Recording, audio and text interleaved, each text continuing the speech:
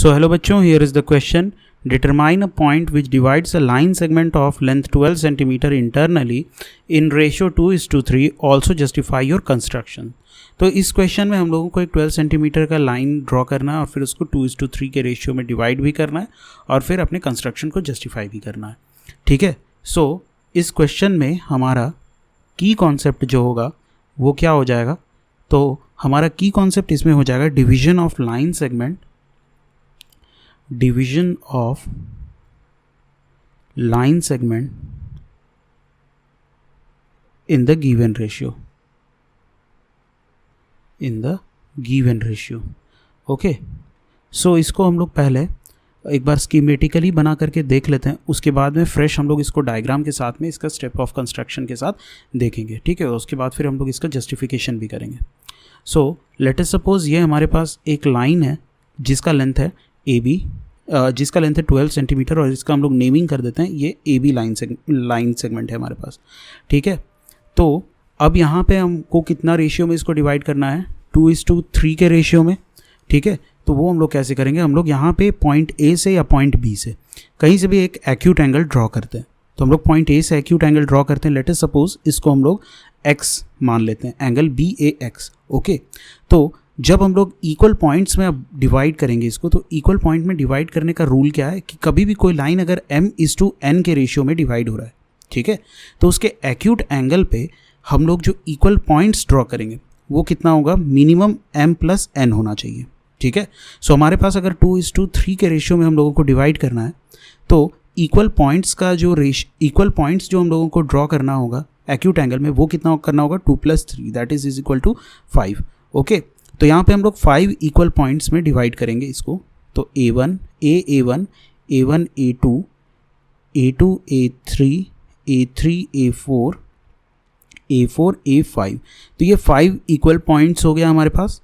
अब हम लोगों को 2:3 के रेशियो में डिवाइड करना है. ठीक है. तो हमारा जो लास्ट वाला पॉइंट है दैट इज़ A5 को हमको ज्वाइन करना है किससे, B पॉइंट से. ठीक है. और A3 पॉइंट से हम लोगों को एक पैरेलल लाइन ड्रॉ करना है A5B के. ओके. इस तरह से A3 जिस पॉइंट पे ये AB को कट कर रहा है उस पॉइंट को हम लोग सपोज कर लेते हैं कि उस पॉइंट को हम लोग C बोल रहे हैं. ठीक है. तो A3C जो है उसको इस तरह से ड्रॉ करना है कि वो पैरेलल हो जाए A5B के. ठीक है. तो ये वाला जो लाइन है हमारे पास ये AX लाइन, ठीक है, ये किस रेशियो में डिवाइड हो गया, 3:2 में. और सिमिलरली ये भी कितना हो गया, 3:2. अब हम लोग जस्टिफिकेशन में देखेंगे कि वो किस तरह से हुआ है. उससे पहले हम लोग थोड़ा स्टेप ऑफ कंस्ट्रक्शन और फिगर को देख लेते हैं. तो ये हमारा फिगर है. इसमें सबसे पहले हम लोग AB लाइन सेगमेंट ड्रॉ किए. ये कितना है, ये 12 सेंटीमीटर है. ओके. और फिर यहाँ से एक एक्यूट एंगल हम लोग ड्रॉ किए हैं, ये BAX. ओके.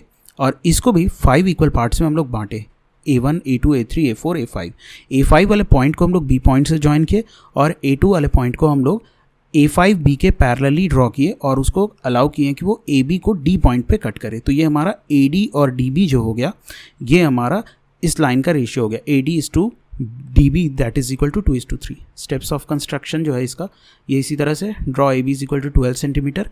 पहले हम लोग AB 12 सेंटीमीटर ड्रॉ किए, फिर एक एक्यूट एंगल BAC ड्रॉ किए पॉइंट A से, फिर 5 इक्वल पॉइंट्स में इसको डिवाइड किए, फिर A5 पॉइंट को B पॉइंट से ज्वाइन किए और फिर A5B के पैरेलल में हम लोग A2 पॉइंट से एक लाइन ड्रॉ किए और उसको हम लोग D पॉइंट पे कट करने के लिए दिए. ठीक है. सो लेट्स सी इसका जस्टिफिकेशन अब किस तरह से होगा. जस्टिफिकेशन, तो हम लोगों को जस्टिफिकेशन में यही दिखाना है कि AD:DB जो होगा वो 2:5 होगा. So what we have to prove, we have to prove that AD:DB is equal to 2/5. 2:5 is equal to 2/5. ठीक है. यही चीज़ होता है. तो अब हम लोग इसको देखते हैं हम लोग प्रूव कैसे कर सकते हैं.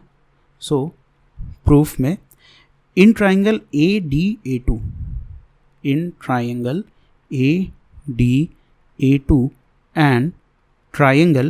ABA5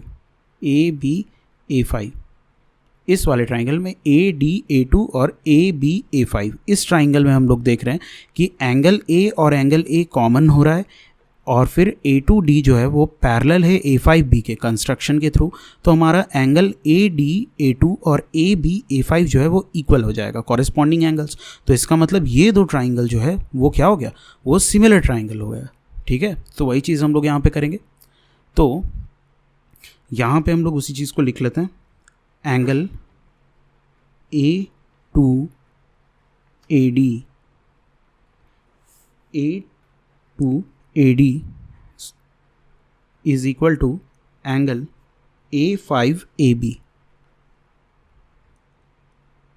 ओके, ये कॉमन हो गया, सॉरी ये वाला पार्ट जो है ये हमारा कॉमन हो गया।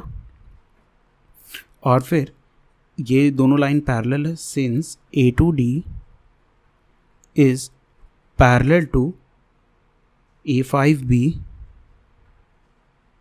Bye construction. तो इसका मतलब ये वाला जो एंगल हो गया corresponding angles, angle ADA2 is equal to angle ABA5 corresponding angles. Okay, now अब दोनों एंगल इक्वल हो गया तो हमारा ट्राइंगल भी सिमिलर हो गया, therefore triangle ADA2 is similar to triangle ABA5 angle similarity property से। ठीक है, अब जब दो ट्राइंगल सिमिलर हो गया तो हम लोग यहाँ पे दो ट्राइंगल सिमिलर हो गया और बीच में एक पैरेलल लाइन उसको डिवाइड कर रहा है, तो हम लोग यहाँ पे बेसिक प्रोपोर्शनैलिटी थ्योरम लगाएंगे।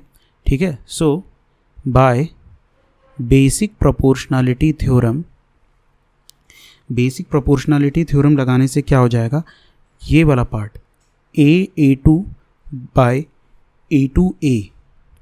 A2A5 is equal to AD upon DB।